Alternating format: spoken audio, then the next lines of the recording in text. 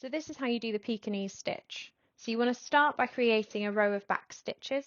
So bring your needle up through the fabric at the end of your line, bring it back down in order to create your first stitch. Bring it on as if you're skipping a stitch and back up through the fabric, and then you're going to come back down again at the end of your first stitch to create a continuous line.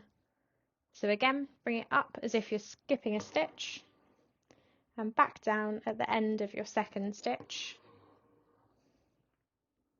Bring it up at the end as if you're skipping a stitch again and back down to create your fourth stitch. And you're going to keep going until you reach the end of your line.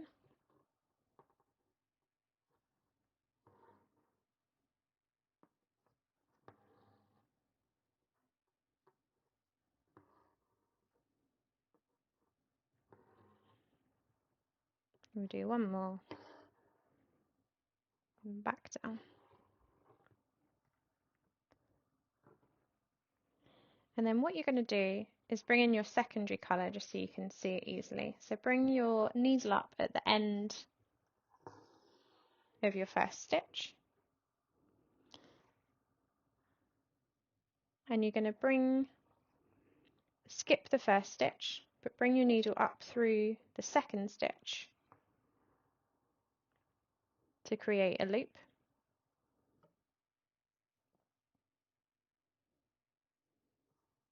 And then bring the needle back down through your first back stitch and underneath the loop you've created on this side, and pull that tight to create your first stitch.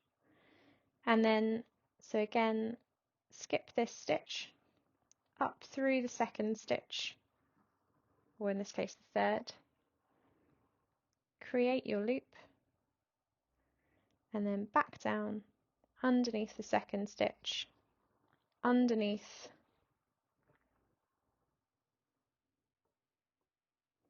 the loop you've created at the bottom, and pull that tight to create your second loop. Now you can create looser loops.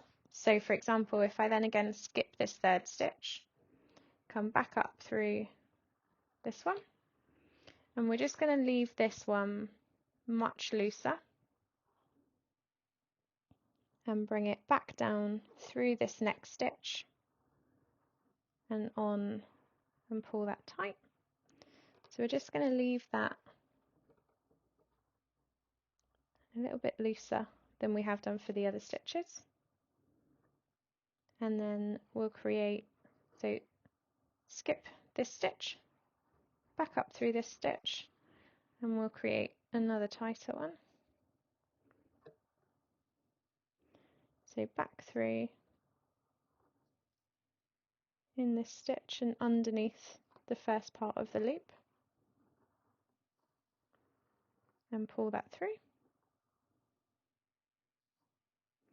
Now obviously the looser you leave them, the more they wiggle around, so you might just need to spend some time teasing them into the place that you want them.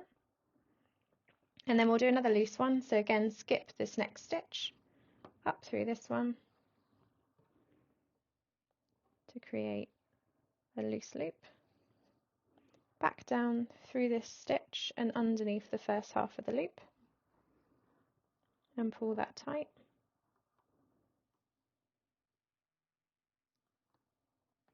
And then we'll create two more tighter loops in the next one. So pull that slightly tighter, back down through the loop behind and underneath the first half of the loop, skip a stitch, and then underneath the last one, underneath this stitch,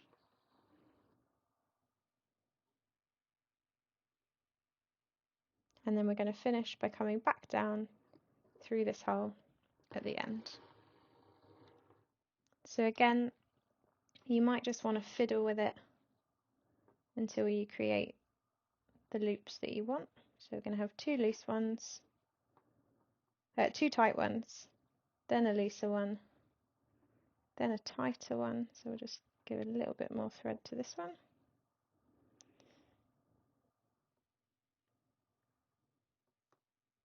Then a looser one and two tighter ones on the end. And there you have a Pekinese stitch.